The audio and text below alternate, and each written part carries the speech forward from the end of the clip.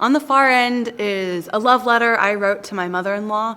It follows the story of Jean Hill Chowdhury, who is a citizen of the Muskogee Creek Nation and was a lifelong activist, artist, an incredible woman who fought for Native rights and who really survived some of the most emblematic instances of U.S. policy designed to eradicate tribal nations. And so her story is inspirational because of everything she survived and what she fought for. We took it to the University of Wisconsin Law School in Madison just about a year ago. I love taking the plays that I write to law schools because still to this day, the majority of law schools do not teach federal Indian law. So if you go to a law school, you can take contracts, you can take constitutional law. We're in the Constitution, and in fact, there are many aspects of the Constitution that were built on Cherokee, Muskogee, Haudenosaunee understandings of democracy from our governments. But you can't take a federal Indian law course. If I can bring one of my plays there and the students can see there are all these critical Supreme Court decisions that are also foundational to things like separation of powers in the larger U.S. government, then they'll gain an understanding for maybe what they don't know and what they still could learn, since it's not taught in law schools presently. I'm an attorney that does work for tribal nations and a few Native nonprofits. Most of my work focuses on protection of safety for Native women. I do a lot of work. My main client is the National Indigenous Women's Resource Center, and I do a lot of work around missing and murdered Indigenous women and girls.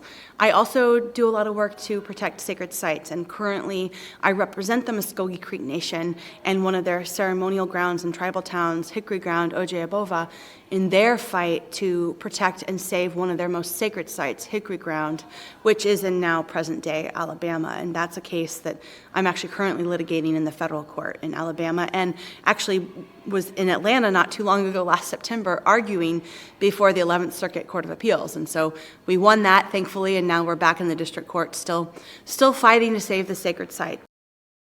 I was just watching my baby in the other room enjoying the incredible children's play they have here at the Opera House. And, you know, I think about not just her grandmother, Jean, but Jean's grandmother and Jean's grandmother's grandmother.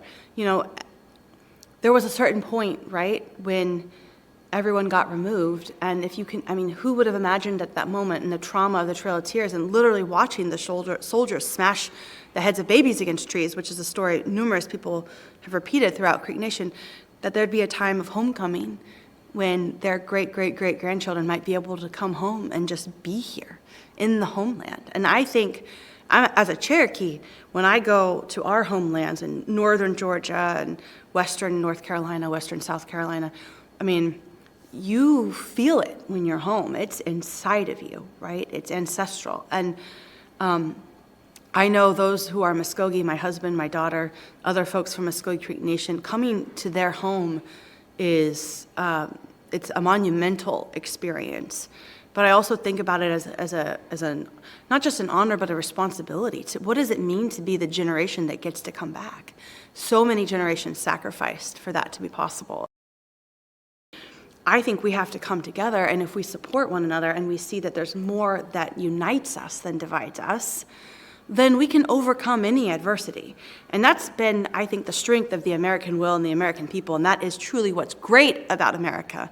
And I think that's something that, as Native people, we have to offer everyone. When Muskogee people come back here, yes, part of it is looking back at the past. There's nothing wrong with looking at the past. We should all know our past, but it's celebrating our collective future together, and that we're stronger together now, sharing that past and acknowledging it. I think that's, you know, it's a healing. It's a reunion of sorts, and I think what's happening here in Columbus is quite powerful.